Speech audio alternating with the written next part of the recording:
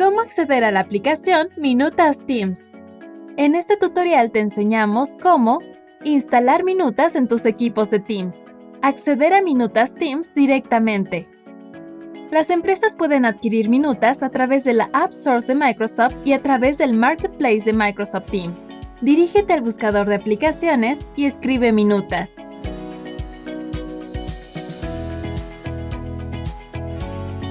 Dale clic y sigue las instrucciones para instalarla. ¡Listo! Ya está integrada la aplicación en Microsoft Teams.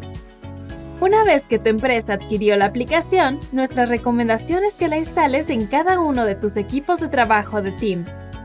Si anclas Minutas a tus equipos, podrás segmentar mejor a los públicos que tendrán acceso a tus Minutas. Puedes anclar la aplicación a uno o varios equipos de Teams.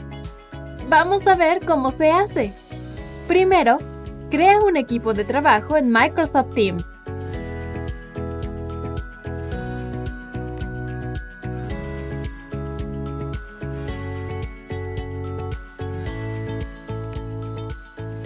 Si ya tienes uno o varios equipos creados, selecciona el equipo con el que quieres trabajar Minutas.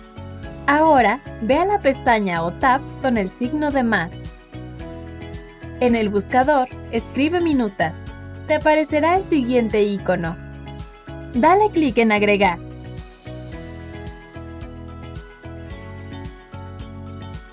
¡Listo! Se instaló Minutas en tu equipo o grupo de trabajo de Microsoft Teams. A partir de este momento, todos los integrantes del equipo de trabajo podrán crear y consultar las Minutas almacenadas en este equipo de Teams. Otra manera de acceder a Minutas es entrando directamente a la aplicación.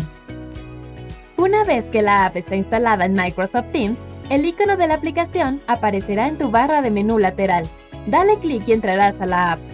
Si entras a la aplicación de esta manera, solo tú podrás ver las Minutas cargadas en tu aplicación. Ningún integrante de alguno de tus equipos tendrá acceso a menos que tú le envíes la Minuta en PDF. Como ves, puedes entrar a Minutas de dos maneras. Si agregas Minutas a tus equipos de Teams, es aún más colaborativo. Tú eliges.